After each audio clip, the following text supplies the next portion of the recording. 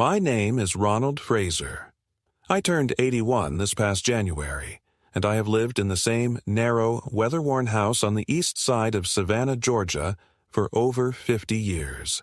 This house has seen all the seasons of my life: youth, marriage, fatherhood, retirement, and now, what I can only describe as my slow, invisible unraveling.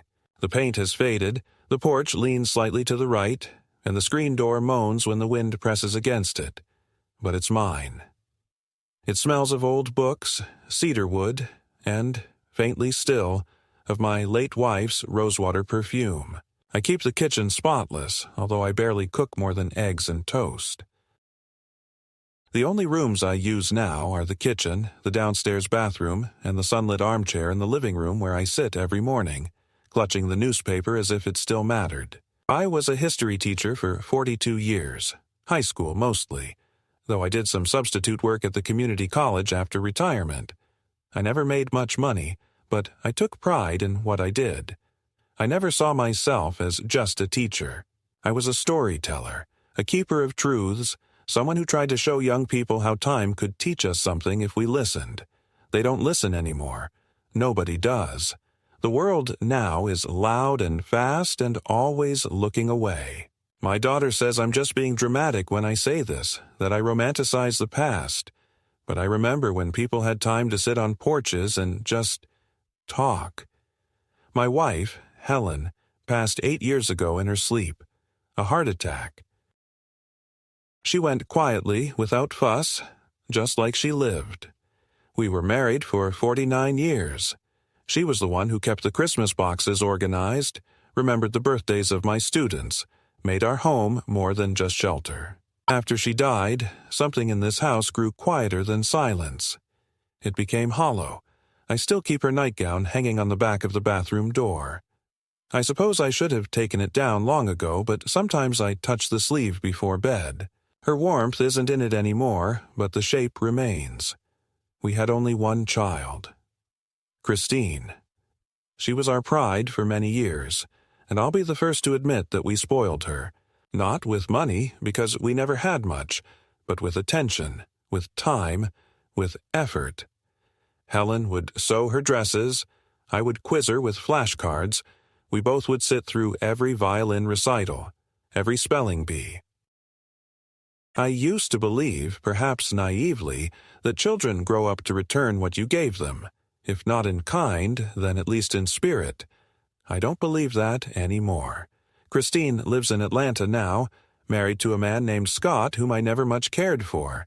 He sells insurance or investment portfolios. I forget which because he changes jobs every 2 years and still manages to act as though he's the most successful man in any room. They have a son, Mark, and a daughter, Emily, both in college now, both strangers to me in the most painful sense of that word. I used to write them letters, long handwritten notes filled with stories from my youth, little newspaper clippings I thought they might find amusing or useful, old photographs with names written on the back in pencil. I never received a reply.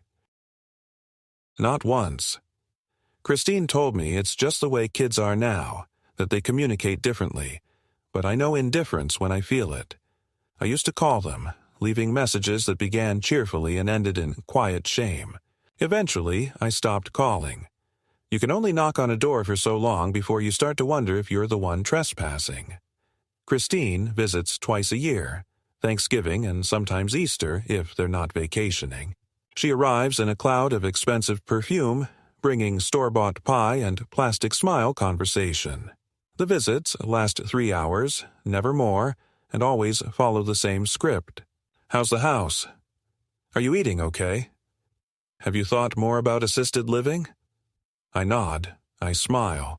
I say thank you. Then she leaves, and the silence that follows is deeper than before. I have no illusions. I know she's waiting for me to die. I see it in the way she scans the property, in the way she talks about the real estate market, and how quickly she changes the subject when I bring up repairs or long-term care insurance. She thinks I don't notice. But I do. The truth is, I've started to fade, not from memory, but from relevance. And I think that's the cruelest part of aging. The world doesn't mourn your passing when you're gone. It forgets you while you're still here. You become a relic, something people dust off and smile at, but never take seriously. I've gone entire days without speaking to another soul. Sometimes the only voice I hear is from the television or the radio. There's a man on the AM station who still reads the news slowly, the way I like. I keep it on most days just to feel less alone. I have enough money to live comfortably, thanks to Helen's pension and my savings. I've made arrangements for my care should things worsen. I've even prepared my will, though I haven't told Christine about the changes. That will come in time. I've tried to live a quiet, honorable life. I've paid my taxes, kept my promises, and asked for little. And yet, somehow, I find myself nearing the end of my days not with a sense of peace, but with the heavy ache of knowing I no longer matter to the people I once loved the most. Still, I rise each day, make my bed, brew my coffee, and read the paper, because ritual is what gives a life structure when everything else falls away. I watch the birds gather at the feeder I built 20 years ago, see the squirrels steal from them, and I chuckle because some battles never change. I write a page in my journal every night, even if it's just to say the weather was cold or that my knees ached more than usual. That, too, is a way of saying, I was here, I am still here, and I have not said my final word. Thanksgiving had always been Helen's favorite holiday, even more than Christmas. She used to say it was the only one that didn't ask for anything but your presence and your appetite. A day built on the idea that just being together was enough. For decades, she would wake at 5 a.m. to begin the preparations, rolling out pie crusts, basting the turkey, humming softly to herself as the smell of cinnamon and roasted vegetables filled every corner of the house. After she passed, I tried to keep the tradition alive for a couple of years, but the silence in the kitchen was too loud, and the way the sunlight hit the empty chair at the dining table made it impossible to ignore the shape of her absence. Eventually, I settled for reheated meals and memories. This year, to my surprise, Christine called me 3 days before the holiday. Not just a quick message or a text from her husband's phone, but an actual call. She asked if they could come down for Thanksgiving dinner. The kids have a long weekend, she said, her voice clipped and efficient, and Scott's work trip was canceled. I tried not to let the shock show in my tone. I told her, of course, I'd love that, and that I'd make the sweet potato casserole Helen used to make, the one with the little marshmallows on top. She paused a beat too long before saying, "Sure, that's fine," as if indulging a harmless eccentricity. I spent the next 2 days shopping, cleaning, and setting the table just as Helen would have wanted it. I even polished the silverware and laid out the linen napkins that hadn't seen daylight in years. For the first time in what felt like forever, I had a sense of anticipation, however cautious. They arrived late, as usual. Christine came in first, wearing a beige coat too thin for November and holding a tray from some upscale bakery.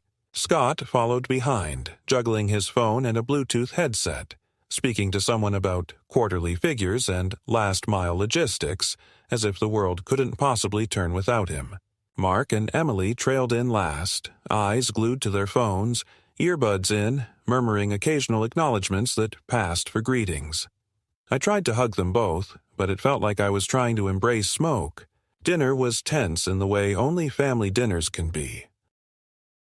Christine kept adjusting the volume on the music I'd put on, complaining that old jazz made her feel sleepy. Emily pushed the stuffing around her plate, declaring she'd gone vegan since last semester. Mark asked if there was Wi-Fi. I did my best to keep the conversation afloat, asking about their classes, their plans, their favorite professors, but each answer was shorter than the last. Scott eventually retreated to the couch with a beer, flipping channels on the muted television. I remember thinking that this would be the last Thanksgiving I hosted, not because I didn't want to, but because it was too painful to try and build warmth in a room gone cold. It was after dessert, store-bought pumpkin pie and my lopsided casserole, that it happened. I was recounting a story from my first year teaching, something lighthearted about a student who had tried to plagiarize an essay using a speech from To Kill a Mockingbird. I'd told this story before, of course, maybe even twice, but it always made Helen laugh, and for a brief moment, I wanted to feel that sound in the room again, even if just in my memory. Christine interrupted me mid-sentence. "Dad," she said, her fork still in her hand, her voice sharper than the metal. "You've already told that story. Multiple times." The room went quiet. "We get it. You were a teacher. You had clever students. But maybe it's time to let it go. I mean," she gave a quick laugh that no one joined, "you're kind of past the age where those things matter anymore." I froze. I felt my throat close up and my hands tremble just slightly against the tablecloth. For a moment I thought I had misheard her, or that perhaps she was joking in that dry, sarcastic tone she sometimes used in high school. But then I saw Scott smirk into his beer bottle and Emily roll her eyes, and I knew she meant it. Not just the story, but everything. My life, my memories, my voice, they were all, in her view, things to be tolerated at best, gently pushed aside like dusty furniture from another era. Too old to matter. I tried to diffuse it, to smile and make a self-deprecating joke about the indignities of aging, but the words wouldn't come. My mouth was dry and my chest ached in that way it does when something you thought was safe suddenly cracks. Christine had already moved on, checking her phone, asking Emily if she wanted to leave soon to beat traffic. No one noticed I hadn't touched my coffee. No one asked if I was okay. Later that night, after they left with air kisses and leftover containers they hadn't asked for, I sat alone in the kitchen with the lights off. I didn't clear the plates. I didn't wash the silverware. I just sat there, listening to the quiet tick of the wall clock Helen had picked out in 1974, and I replayed Christine's words over and over again. Too old to matter. Not even said in anger, but in off-handed dismissal, the way one might mention that a car is no longer under warranty. A fact, not a feeling. Something shifted in me that night. I don't think she noticed, and I doubt she would have cared if she had. But I knew that a line had been crossed. Not with cruelty, but with carelessness. And in some ways, that was worse. You expect cruelty from strangers. From your daughter, you expect recognition. From your daughter, you hope to still matter. Even a little. Even now. I went to bed without brushing my teeth, something I hadn't done since Helen died. And when I closed my eyes, it wasn't sleep that came, but a heavy, aching clarity that I had been clinging to the wrong hopes for far too long. After Thanksgiving, Christine didn't call for 3 weeks. Not that I expected her to. In the past few years, that had become our rhythm, brief appearances followed by long silences. But this time, something felt different. Something in her tone at the dinner table, in the easy way she had brushed me aside, had settled into my bones like damp air.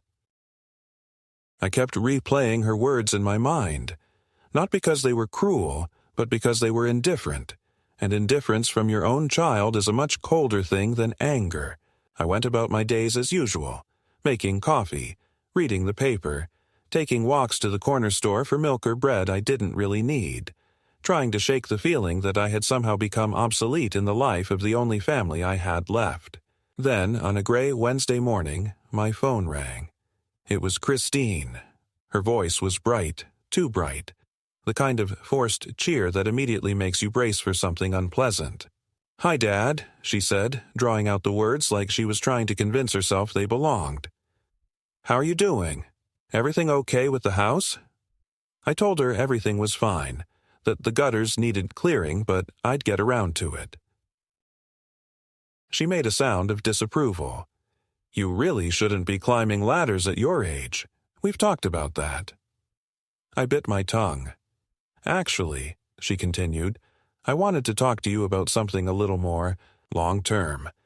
The pause before those last 2 words was deliberate, careful, and immediately set off alarm bells in my head. Scott and I have been talking, and we're concerned about you living alone in that big house. It's a lot to manage. The stairs, the maintenance, the yard. We just think maybe it's time to start looking into other options. Assisted living, maybe, or even just selling the place and moving somewhere more manageable. I stayed silent. I could feel my fingers tightening around the armrest of my chair. She mistook my silence for confusion. Dad, I'm not saying you have to move tomorrow. Just start thinking about it. There are some really lovely communities near Atlanta. You'd have people your age around, activities, medical support. You wouldn't have to worry about anything. Her voice softened as if I were already halfway gone, as if I were being gently coaxed toward an exit I hadn't asked for. It's not just about safety, Dad. It's about your quality of life. You shouldn't have to struggle. Struggle. That word echoed louder than anything else. She had no idea what I struggled with, and it wasn't the stairs or the lawn or the occasional creak in my knees. It was the silence. It was the way her voice changed when she talked to me now, like she was performing compassion rather than feeling it. I told her I'd think about it. She seemed relieved. That's all I'm asking. Just think about it.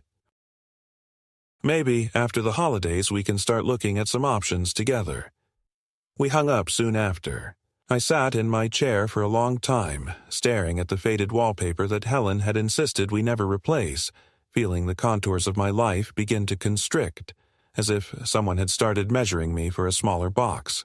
A week later, I received a packet in the mail.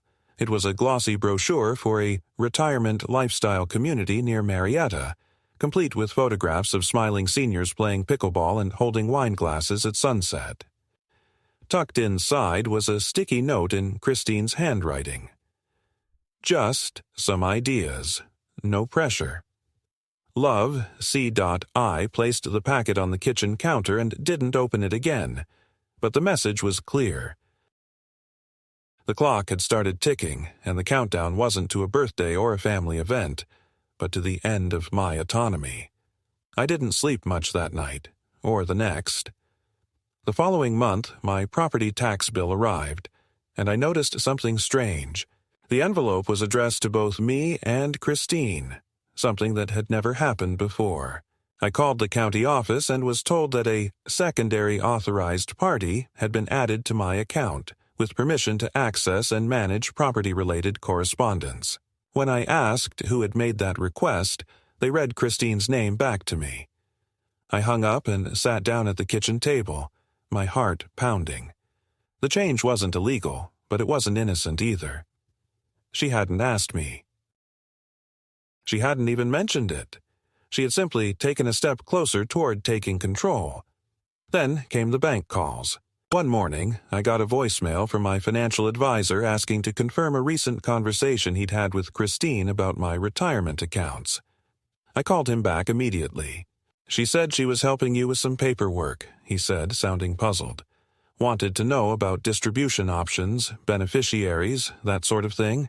I didn't give her anything, of course. I told her I'd need your written permission. I thanked him, hung up, and felt the nausea rise in my chest. Christine wasn't waiting for me to agree to anything.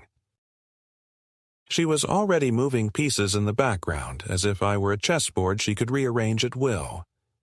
A few days later, I noticed a subtle but chilling development. I received a notice from the utility company stating that my billing account had been linked to a new online management portal, one I had not set up.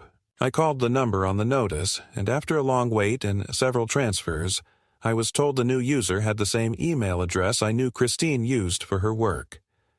She said she was your caretaker, the customer service rep said.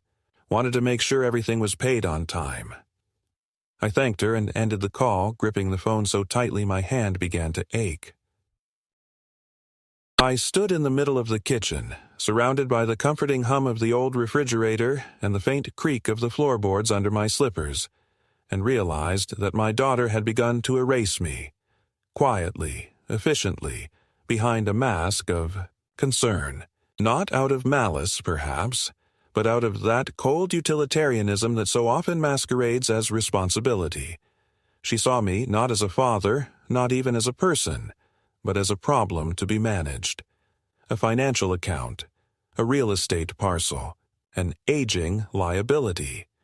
Her gestures of kindness, calling, sending brochures, linking utility accounts were not acts of love, but moves on a long, slow path toward taking everything I had built for myself and for Helen. I didn't know what to do. I considered calling her and demanding an explanation, but I knew how that would go. She would sigh, tell me I was being paranoid, that she was only trying to help, and perhaps she believed that. Perhaps in her mind, I was no longer capable of understanding what was best for me. That was the part that cut the deepest.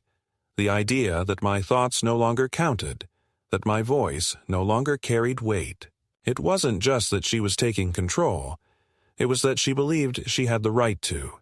Not later, not when I was gone, but now. And so I began to do something I hadn't done in years. I began to take notes. I wrote down every change I noticed, every unauthorized login, every phone call she made on my behalf. I contacted my bank and removed all third-party access. I changed the locks on my doors and told no one. I reread my will, and then I began to write a new one that would speak clearly even if I no longer could. Because something inside me had woken up, not out of fear, but out of a long-dormant instinct to preserve what dignity I had left. I had no illusions about where this road was heading. Christine saw me as a fading signature on a document. I intended to make that signature count before it was erased completely. It was mid-January when Christine arrived unannounced. I was sitting by the window in my living room, the kind of afternoon where the light had that soft, tired grayness to it, and the air inside the house felt thick with silence. I saw her car pull into the driveway, silver, spotless, and unfamiliar. She stepped out wearing a tailored coat and sunglasses, holding a leather folder under one arm, the way someone might when walking into a meeting they already planned to dominate. There had been no phone call, no warning, just the sudden sound of tires on gravel and a knock at the door that came not with warmth, but with intention. When I opened it, she gave me a smile that didn't reach her eyes and said, "Hi, Dad. Mind if I come in? We need to talk." I stepped aside and let her in, already feeling the shift in temperature, not from the January wind, but from the quiet authority in her tone. She walked into the living room without waiting for an invitation, as if the house already belonged to her.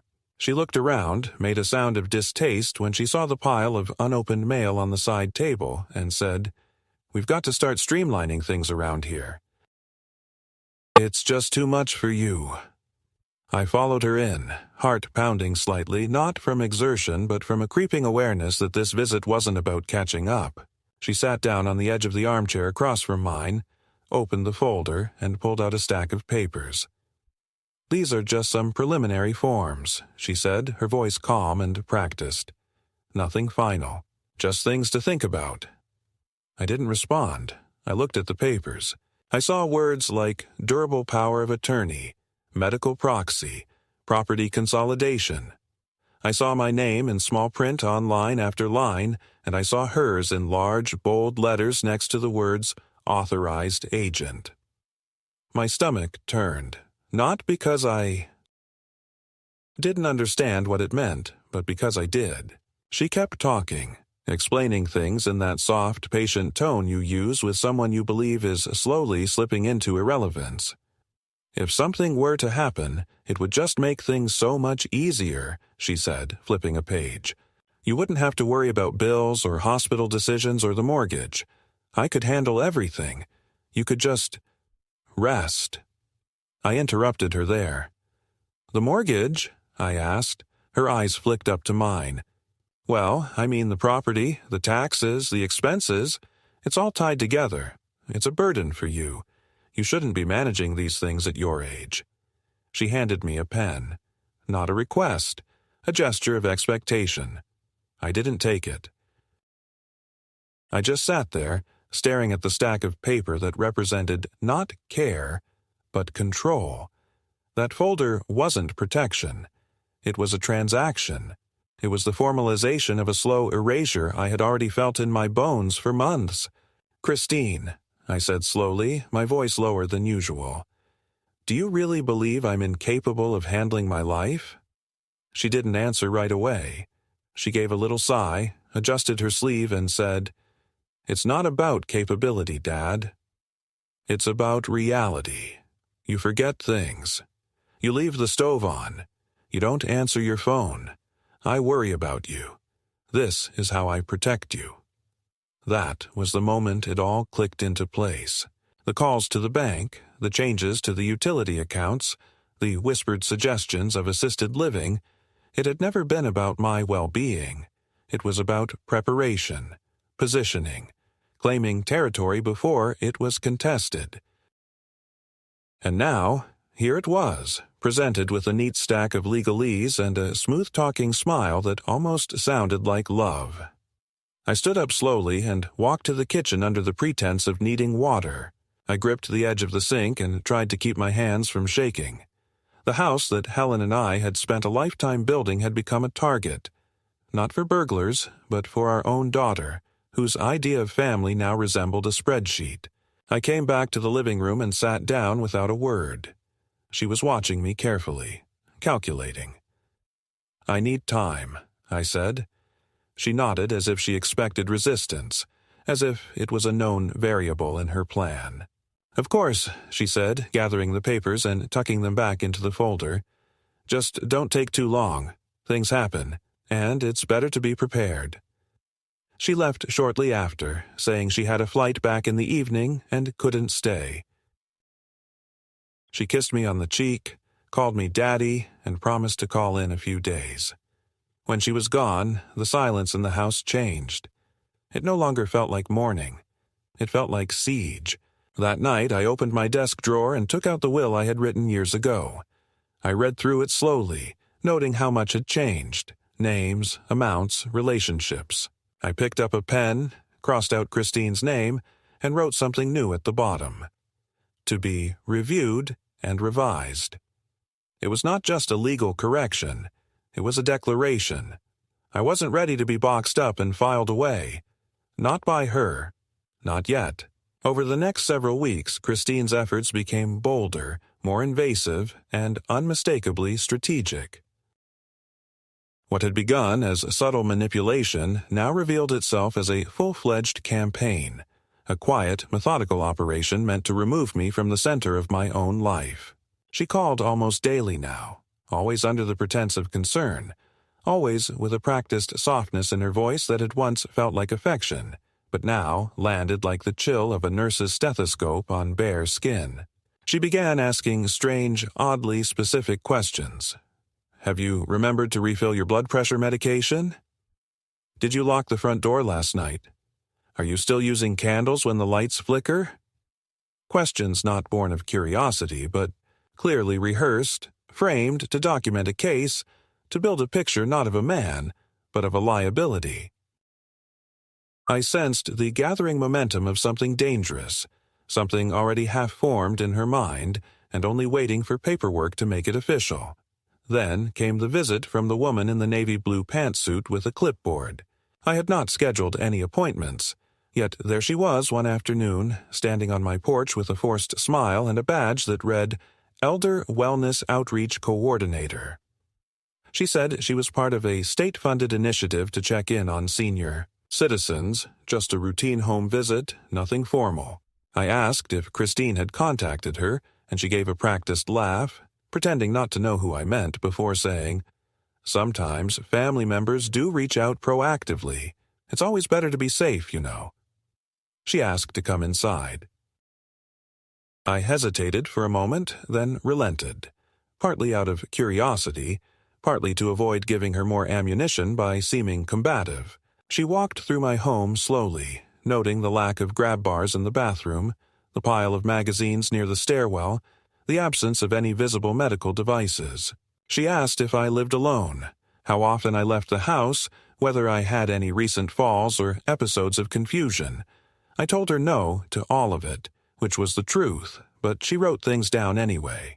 She asked about my meals, my medications, my finances. I told her I cooked for myself, managed my own prescriptions, and paid my bills on time. She smiled but didn't stop writing. The pen moved across the paper with the cold confidence of someone who had already decided the outcome before asking the first question. After she left, I stood at the window and watched her speak into her phone as she walked down the driveway. Her voice was too low to hear, but her posture said everything. She wasn't reporting a visit, she was reporting progress. That night I didn't sleep. I lay in bed, staring at the ceiling, wondering how long it would be before someone knocked again. This time, not with questions, but with orders. I began calling around the next morning.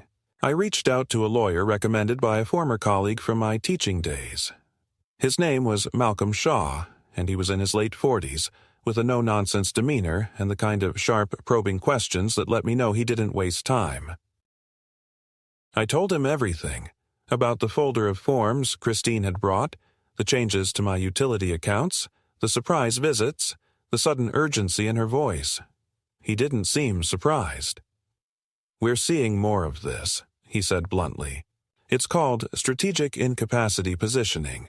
Families collect just enough documentation to claim you're no longer fit to make decisions, then petition for guardianship.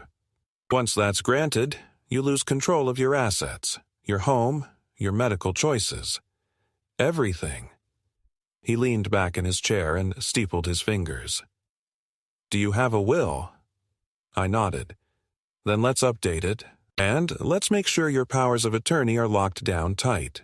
We'll also add a clause, irrevocable and notarized, stating your wishes regarding guardianship. If it comes to a legal battle, we'll have a trail." He paused, then asked gently, "Do you want to remove your daughter from your estate?" I didn't answer right away. I looked down at my hands, at the veins and the spots and the tremor that came when I was too tired. I thought about the bedtime stories I had read her, the birthday cakes Helen had made, the long drives to ballet recitals and spelling bees. I thought about how she used to hold my hand with fierce conviction when she was 5, and how that same hand had signed forms to siphon my life away. "Yes," I said finally, my voice steady. "Remove her." We spent the next few weeks rebuilding the legal architecture of my life. Malcolm moved quickly, efficiently. I signed new documents, updated my will, reassigned beneficiaries, and placed everything in a secure file. He recommended a financial consultant who audited my accounts and flagged several irregularities. Small, unexplained withdrawals, recurring payments to services I never used, a credit card opened in my name that I had no knowledge of, all linked back to Christine. My chest tightened with a mix of fury and shame. I had always imagined that betrayal would come with shouting, with slammed doors, with some final confrontation. But in reality, it came with passwords quietly changed, names added to bills, subtle whispers passed behind closed doors. Then, as if to confirm that my instincts had been right all along, I received a letter. It was from a law firm in Atlanta, bearing Christine's return address.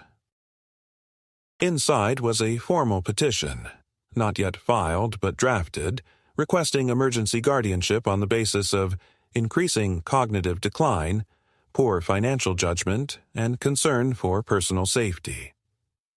I read the letter 3 times before I set it down. My breath came shallow. She had gone further than I thought. This wasn't positioning anymore. It was attack. She was planning to declare me incompetent, take control of everything, and place me wherever she saw fit. I called Malcolm immediately. He came over that afternoon, and we sat at my dining table for nearly 2 hours, going over every angle. "She doesn't have medical proof," he said. "No diagnosis, no doctor's report. They'll need that in court." I nodded, my mind already racing. "Then I want to get evaluated. By professionals. Independent ones." He agreed. Within a week, I had appointments with a gerontologist, a neurologist, and a psychiatrist. Each exam was long, invasive, and exhausting. but I answered every question. I completed every test. I recited lists backwards, copied shapes, solved math problems in my head, described proverbs, and interpreted metaphors. I even laughed at one point, realizing I was performing for strangers just to prove I still deserved ownership of my own mind. When the reports came in, they were unanimous. I was of sound mind and full cognitive capacity. Malcolm filed them immediately into a protective legal packet, along with the new will, the amended powers of attorney, and a formal cease and desist letter to Christine's attorney. We sent it registered mail. The silence that followed lasted almost a month. No phone calls, no visits, no letters. Then, one morning, as I was returning from the grocery store, I found her standing in my driveway. She looked thinner, tired, but still carried that rigid posture of self-righteousness. "Can we talk?" she asked, and before I could answer, she was already walking toward the porch. I followed her inside, and we sat in the living room surrounded by framed photographs she hadn't asked about in years. She didn't apologize. Instead, she said, "You blindsided me." I said nothing. "Do you know how humiliating it was to be told that my father had hired a lawyer behind my back?" Again, I stayed silent. She looked at me then, really looked, and her voice changed. "I was just trying to help." "No," I said, quietly but firmly. "You were trying to manage, to control, to claim. Help would have meant visiting, listening, asking what I needed. You decided what was best for me, without me. That's not love, Christine. That's control dressed up in concern." Her eyes narrowed. "So this is how it's going to be?" "You're cutting me out?" I shook my head. "You did that yourself. I'm just acknowledging it." She stood abruptly. "You'll regret this," she said. "When you're sick or dying or confused, you'll wish someone was there to take care of you." I met her gaze. "I'd rather be alone than owned." She left without saying goodbye. The door closed with the soft finality of a chapter ending, not in anger, but in revelation. I stood in the living room and realized I was not afraid. Not anymore. I had reclaimed something that had been slipping away for years. Not just my autonomy, but my voice, my right to matter, even in the final seasons of my life. Christine had not expected resistance. She had expected surrender. And what she found instead was an old man unwilling to vanish quietly. It was early spring when the real confrontation unfolded. Not in a courtroom or with a judge's gavel, but in the most banal of places. The dining room of a lawyer's office with beige walls, cheap art prints, and a window that looked out onto a parking lot. Christine had finally responded through her legal counsel, requesting a formal family discussion regarding the estate to avoid public entanglement and distress. I knew what it was. A last-ditch effort to reclaim control before the paper trail I had built became irreversible. She wanted a seat at the table one more time before the table was pulled from under her. Malcolm advised me to go. He said if she was willing to meet, she was worried, and that meant leverage. So I agreed, on the condition that the meeting be recorded and that my witness, Malcolm, be present. She came alone, surprisingly, without Scott, without her attorney. That, more than anything, told me she had no real plan. Her confidence was brittle, and behind it was fear. Not for my well-being, but for what she might lose. She was already seated when I arrived, and she didn't look up right away. Her hands were clasped tightly in her lap, and she wore a dark green blouse that made her look smaller than I remembered. There were lines around her mouth I hadn't noticed before, and a tension in her posture that made it clear she hadn't slept well. Malcolm and I sat opposite her, and he began the meeting with formality, reading a prepared statement confirming that all present parties had agreed to record the discussion and that this was a voluntary conversation regarding private estate matters. She nodded, murmured, "Yes," and then turned her eyes to me. They were not soft, not angry either. They were desperate, the way someone might look at a dam just before it bursts. "Dad," she began, her voice steady but clipped. I want to start by saying that I never meant for any of this to happen the way it did. I made some decisions, yes, but they were out of concern, not greed. I've been trying to make sure you're taken care of, that things are handled, because you won't be around forever, and I didn't want to be left with chaos. She paused, looking for sympathy. When Mom died, I saw how disorganized everything was. It scared me. I didn't want to go through that again. I didn't respond. I let the silence sit between us like fog. But this, she continued, gesturing vaguely at the folder on the table, this wall you've built between us, it's not right. You're my father. I've been trying to do the responsible thing. Malcolm cleared his throat but didn't interrupt. I leaned forward, folding my hands on the table the way I had done during so many parent-teacher conferences over the years, when I needed to deliver a hard truth gently. Christine, I said, responsibility does not mean domination. You've made decisions about my life without including me. You've taken liberties with my finances, my property, my name. You initiated guardianship proceedings behind my back. You set wheels in motion that would have stripped me of every right I still hold. And you did it with the arrogance of someone who assumed I wouldn't fight back. You didn't act out of love. You acted out of calculation. Her lips tightened, and for a moment I thought she might cry. But she didn't. She wasn't here for remorse. She was here to bargain. I was trying to protect you, she repeated, quieter this time.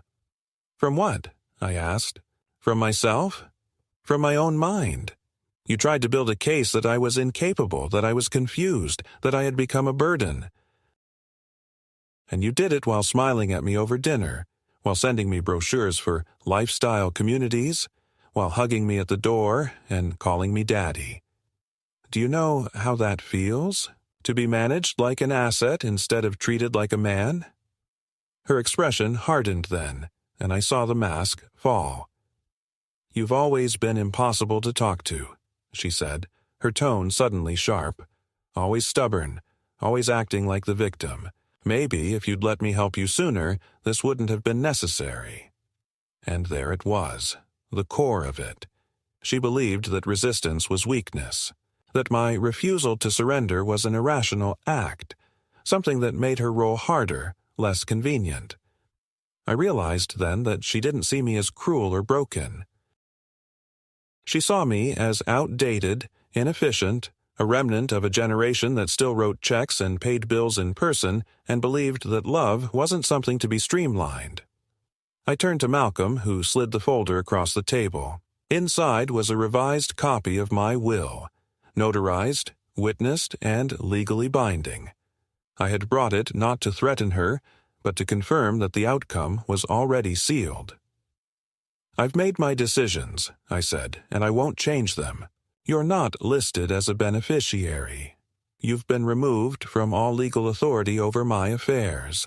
My estate has been placed in a trust, administered independently. You will receive nothing. She went pale. For a moment I saw the child in her again, the little girl who used to cry when she dropped her ice cream, the teenager who used to slam her door and wait outside my study for me to come apologize, even when she was wrong. But that child was gone, replaced by someone who had tried to orchestrate my erasure. So that's it, she asked, her voice thin. You're just cutting me out. You cut yourself out, I said. I'm simply acknowledging the reality you created. She stood abruptly, knocking the chair back. You'll regret this, she said, her voice shaking with rage. You'll die alone, and when you do, no one will be there to clean up the mess. I looked at her, and something inside me, something soft and sorrowful, finally let go. I've already been alone for years, I said, but at least now, I'm not pretending otherwise. She left without another word. The door closed behind her and the room fell quiet again, but it was not an empty silence. It was a full one, a final one. Malcolm exhaled and began packing the documents. You okay? he asked. I nodded. I was. For the first time in a long time, I was more than okay. I had drawn a line, not in anger, not in vengeance, but in clarity.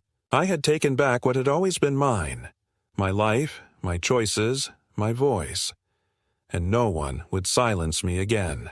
The days after that final meeting passed with a strange and quiet clarity, as if the world had been rearranged into something simpler, less entangled. There were no more voicemails from Christine, no sudden letters, no visitors with clipboards or false concern. My phone rang less, but when it did, it was Malcolm checking in, or the bank confirming that all authorizations had been restricted to my sole control, or the local pharmacist reminding me my prescriptions were ready for pickup. It wasn't a loud life, but it was mine, and it no longer carried the creeping sense of someone else's fingers rifling through the drawers of my existence. I began to find small comforts in the things I'd always neglected. Sunlight across the hardwood in the late afternoon, the smell of brewed coffee left to steep a little longer than it should, the sound of the radio playing music I'd forgotten I loved. I walked more, a few blocks at a time, always with the cane but never with fear. I spoke to neighbors I'd once nodded to but never really known. I even began attending a weekly book circle at the library, where most people were closer to my age and had also weathered the quiet grief of being slowly ignored by the very families they built. In April, I took the final step. I sold the house, not out of necessity but out of choice, a symbolic gesture as much as a practical one. It was the house where Helen and I had made a life, raised a daughter, hosted Thanksgivings, argued about wallpaper colors, and danced slowly in the kitchen with the lights off. But it was also the house where I'd been diminished, managed, quietly plotted against. I didn't want to die in a place where the walls had been used as evidence against me. I found a small apartment on the edge of town. 2 rooms, modest, clean, with wide windows that let in the sunrise. The landlord was a woman named Clara, 72, who lived in the unit next door and brought me soup the first week without asking. Not charity, she said, smiling. Just good manners.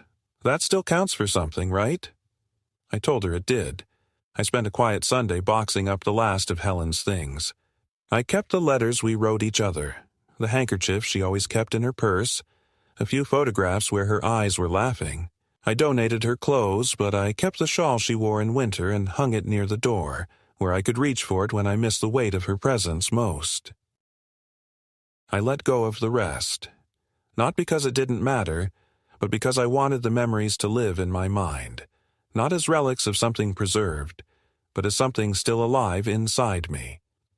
The apartment was smaller, but I found I had more space, not physically, but emotionally, mentally. There was room again to think without intrusion, to speak without having to prove my lucidity. I changed my phone number. I sent no forwarding address. If Christine wanted to find me, she'd have to look harder than she ever had. But I suspected she wouldn't. People like her rarely chase what they cannot control. A month later, I received a notice that the court had dismissed her petition entirely. Lack of evidence. Independent medical evaluations contradict claim. That was the phrase. Formal, precise, final. Malcolm sent me a copy and I framed the page, not out of spite, but because it reminded me that even at 81, a man could still defend himself and win. And then, quietly, without warning, a letter arrived. No return address. The handwriting was familiar, slightly hurried, slightly slanted. Christine. I opened it slowly, not knowing what I would feel. It was 3 paragraphs. She said she was sorry, not for what she'd done, but for how things turned out. She said she had only tried to be practical, that she hadn't meant for things to go this far. She said she hoped, in time, I could forgive the strain, and that if I ever changed my mind about talking, I knew where to find her. There was no warmth, no request to meet, no acknowledgement of the damage. Just those sterile, polite syllables. Strain, forgive, practical. I folded the letter once, twice, and placed it in a drawer. I didn't respond, Some silences deserve to remain untouched. Now the days move more gently. I still write in my journal every night. I still feed the birds in the morning and sit with a book in the sun when the weather allows. I still talk to Helen, sometimes aloud, sometimes in the quiet part of my heart that no one else can reach. I've grown used to the solitude. It no longer feels like punishment. It feels like preservation. And sometimes I wonder, had she never said those words at Thanksgiving, "You're too old to matter," would I have remained asleep in my life, dimmed down to a background figure in my own story? But she did say it, and she meant it, and I heard it. And it woke me. And for that, strange as it sounds, I am grateful. I did matter. I mattered enough to be plotted against. I mattered enough to fight. And I mattered enough, finally, to save myself.